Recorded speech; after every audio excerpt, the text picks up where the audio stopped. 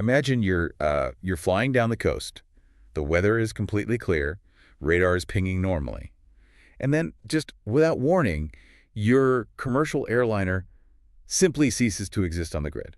Which is, I mean, that's total panic in the control tower. Oh, absolute panic. But get this, up in the air, the flight feels completely normal, like nothing All happened. right. And then a few minutes later, the plane pops back onto the radar. You land safely, but when you check your watch, it is exactly 8 minutes behind the airport clocks. Wow. Yeah.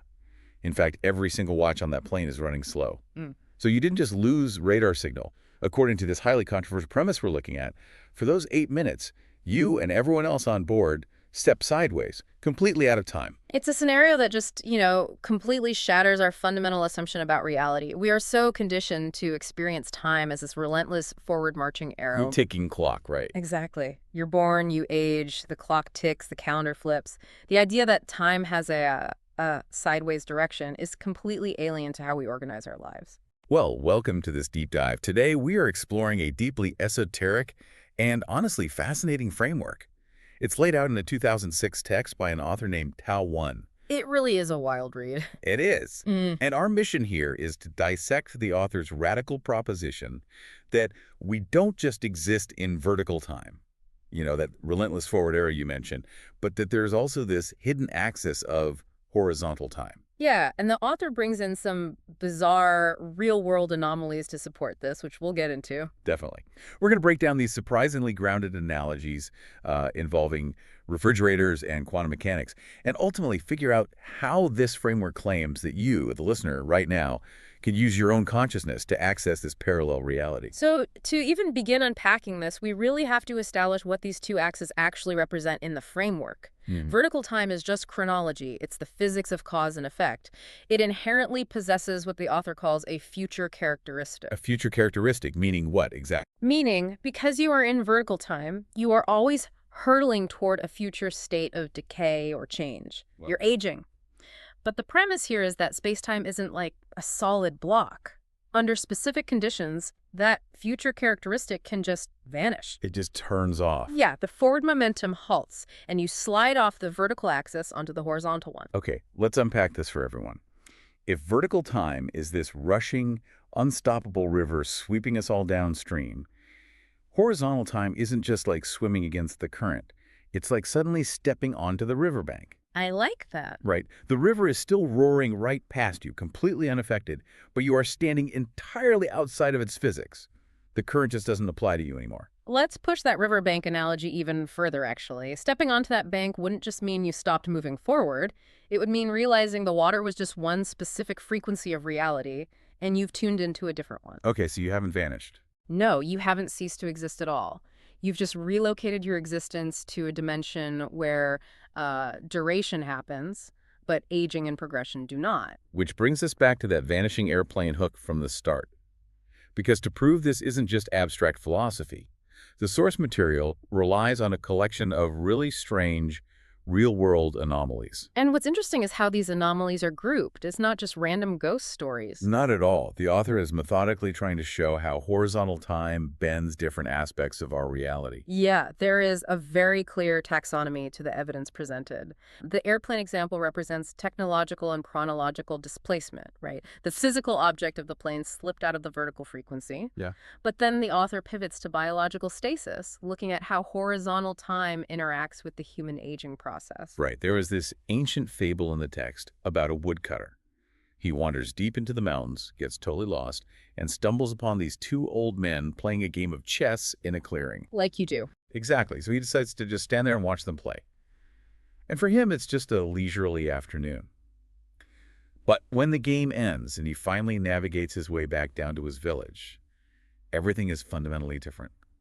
His generation is completely gone. Wow. Yeah, decades have passed in the valley, but his biological clock barely ticked. And this isn't just isolated to ancient fables. The framework connects this to modern maritime legends, too. It specifically cites reports of the missing captain of the sunken Titanic supposedly being discovered on a remote island. Decades later, right? Yes, Look, decades after the disaster. And the bizarre part isn't just that he survived, it's the claim that he looked completely unaged, like identical to his appearance in 1912. okay, so that's biological stasis. The physical body just stopped progressing. But then there's a third category of anomaly in the text, which is spatial teleportation. Oh, the highway story. Yeah, the highway story. There's a story of a couple driving their car down a highway in South America. They both suddenly experience this blackout. They just faint at the wheel.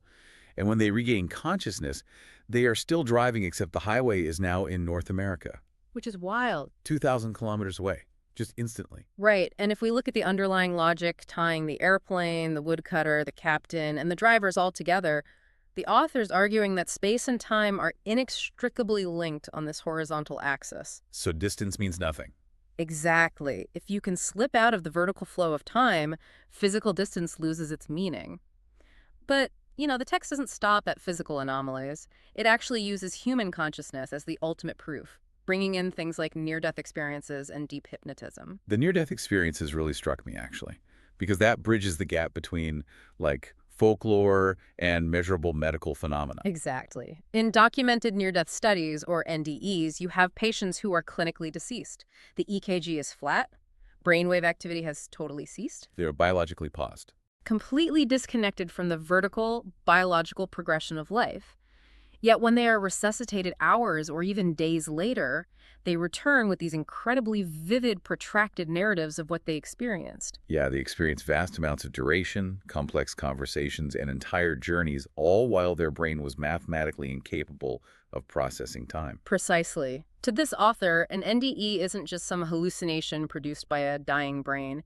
It is a literal documentation of consciousness, snapping off the vertical axis and wandering through the horizontal one. So the body is dead, but the mind is active. The physical body is dead in vertical time, yeah, but the consciousness is wildly active in horizontal time. Okay, I have to step in here and play the skeptic for a second. It is one thing to say human consciousness can float around in a timeless void when the brain shuts down. Sure. It is an entirely different thing to say a physical airplane or a woodcutter or a vintage ship captain can physically step out of the universe's timeline. What is the actual physical mechanism the author is proposing here? How does physical matter step out of time?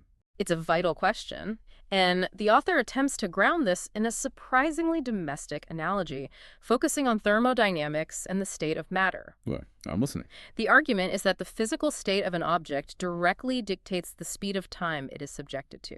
Imagine you harvest two perfectly identical ripe peaches. Peaches, got it. You leave one sitting on your kitchen table, just exposed to the ambient air, and you place the second one inside your refrigerator. Okay, so the kitchen counter peach is existing in standard vertical time. Yes. In 5 days, it is bruised, rotting, breaking down. The future characteristic of vertical time, the entropy, the decay, the molecular breakdown, has relentlessly acted upon it. Poor peach. Right. But the peach in the refrigerator is completely pristine. By drastically changing the temperature and state of the matter, you have halted its molecular progression. Yeah. The author argues that the refrigerator has effectively pushed that peach into a localized state of horizontal time. Its future has been paused. So the woodcutter, watching the chess game, essentially wandered into a geographical refrigerator in the mountains. In a metaphorical sense, yes. A space-time anomaly where the ambient conditions just stripped away the vertical progression of his cellular structure. And the text actually bridges this to modern medical technology, which makes it feel much less abstract. The author points specifically to sperm banks. Yes, that's a great example from the text. Under normal, room temperature conditions, human sperm expires in a matter of minutes. Its vertical timeline is incredibly short, but scientists use liquid nitrogen to flash freeze it, instantly altering its state of matter. They strip away its momentum. Right. By aggressively changing its state, they forcefully drag that biological material onto the horizontal axis. It can sit there for years or decades, completely retaining its vitality, until someone thaws it out and drops it back into the vertical flow of time. It's a really compelling way to illustrate the concept. It shows that we already manipulate the flow of time locally through temperature and stasis. But wait, if I follow that logic, is horizontal time just a freezer? Because I mean, if the promise of stepping out of the stressful vertical rush of life is just being an unaging, paralyzed peach sitting in the dark, that sounds like a terrible way to spend eternity. It does, and it's a natural conclusion to draw from the refrigerator analogy, but this is where the author pivots away from simple thermodynamics and leans heavily into quantum mechanics. Oh, here we go. Yeah. Horizontal time is not paralysis. The author links this to a metaphysical framework called the 36 dimensions of space. 36 dimensions. That's quite a leap from a kitchen appliance. Are we talking about spatial dimensions like length, width, and depth? Not in the way we typically measure a room, no. In this esoteric framework, these 36 dimensions are better understood as parallel realities or localized universes. Like the multiverse. Sort of. They all exist simultaneously but vibrate at different frequencies. They are stacked alongside our vertical reality. So stepping into horizontal time isn't freezing in place, is laterally shifting your frequency to step into one of these parallel dimensional spaces. And the text actually brings in astrophysics to explain how you move between them, specifically the theory of wormholes. Yes. In mainstream physics, a wormhole is a theoretical bridge folding spacetime to connect two distant points. But here, a wormhole is framed as a backdoor directly through horizontal time. Right, and the author uses a highly specific example for this, utilizing a wormhole to skip ahead and witness the grandeur of the 2008 Beijing Olympics before the event physically occurred in our vertical timeline. It's a very vivid, if slightly dated, example, but it clarifies that you aren't just sitting in a void, you are moving through a complex architecture of parallel space. Exactly. It answers my concern about being a frozen peach. The author explicitly states that horizontal spacetime is an eternal state, but a vigorously active one. Very active. Within these parallel dimensions, you aren't an ice cube. You can sing, you can dance, you can fall in love, and you can live a deeply complex life. But there is a catch, a massive foundational rule to this entire physics engine the author has built. The return policy. The reset button. Right. The rule is that the moment you leave that horizontal dimension and cross back into the human world of vertical time, you are thrust exactly back to the exact physical state and the exact millisecond you were at when you originally left. Duration happened there, but zero time elapsed here. It is the ultimate video game save point. Oh, I love that comparison. Think about playing a massive open-world role-playing game. You're standing in a village on the main quest, but you decide to hit pause. You load up an expansion pack, a totally different map, and you spend 100 hours playing this intricate side quest. You're leveling up, getting gear. Exactly. You explore continents, you live a whole separate digital lifetime. Yeah. But the moment that side quest ends and the game drops you back into the main storyline, the sun in that digital village hasn't moved an inch. Your main character hasn't aged a single second. Yes. You have all the memories of the journey, but your physical avatar is entirely unchanged. That captures the mechanics of the source material perfectly. The woodcutter lived a full afternoon of experiences, but his biological clock didn't tick forward. Which brings us to the most crucial part of this entire deep dive. The how-to. Right. How does this framework suggest that you, the listener, can actually utilize this? We don't have magical chess players in our backyards, and we can't organically summon a wormhole to the Olympics. Very true. And this is where the text makes a hard left turn from theoretical quantum physics into deeply applied personal methodology. The author claims there is a highly specific technique available to anyone right now. It's called the consciousness entry method. And the underlying logic of the consciousness entry method relies on defining what you actually are. The author is stark about this. Without consciousness, your physical body is just biological machinery. A walking corpse, essentially. Exactly. Therefore, your consciousness is the totality of your existence.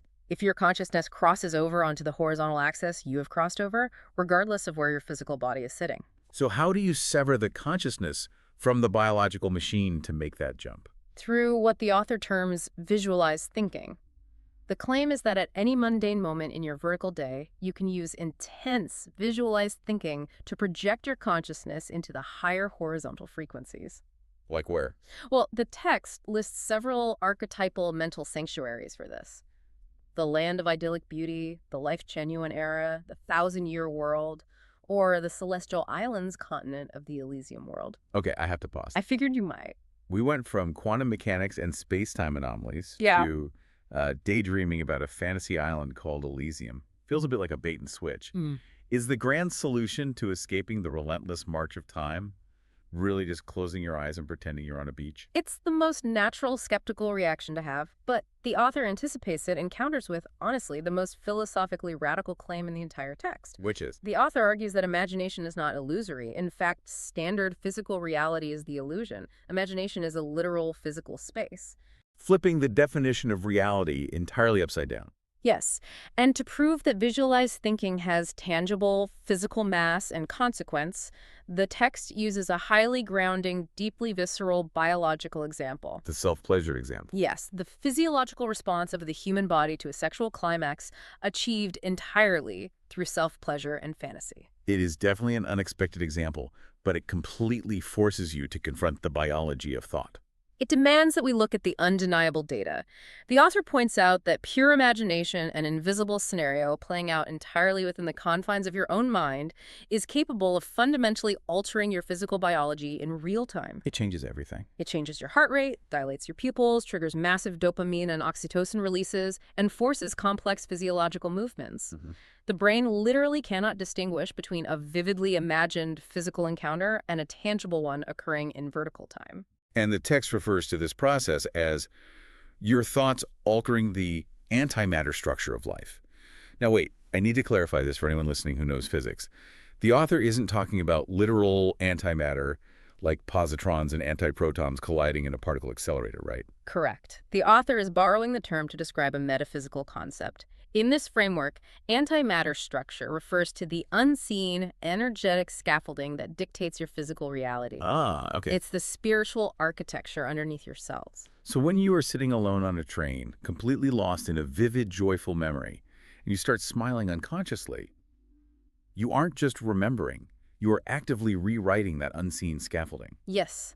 The mental imagery is forcing a material change in your state of being.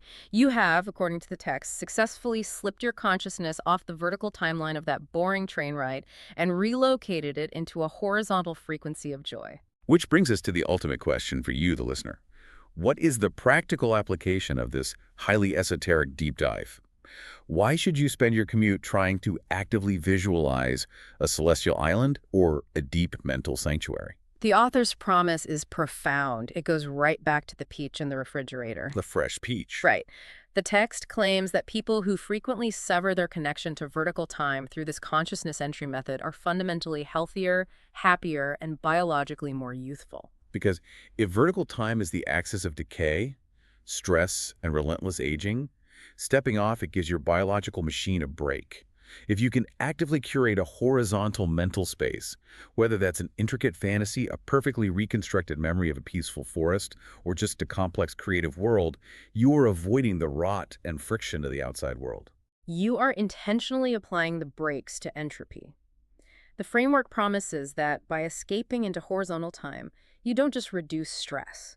You adapt to higher-level life spaces, you forge ties with what the text calls celestial beings, and you ultimately condition your consciousness for a more elevated existence. It bridges the gap between modern neuroplasticity, the idea that our thoughts physically wire our brains, and profound spiritual cosmology. It really does. And the author acknowledges how bizarre this all sounds to someone standing firmly in vertical time.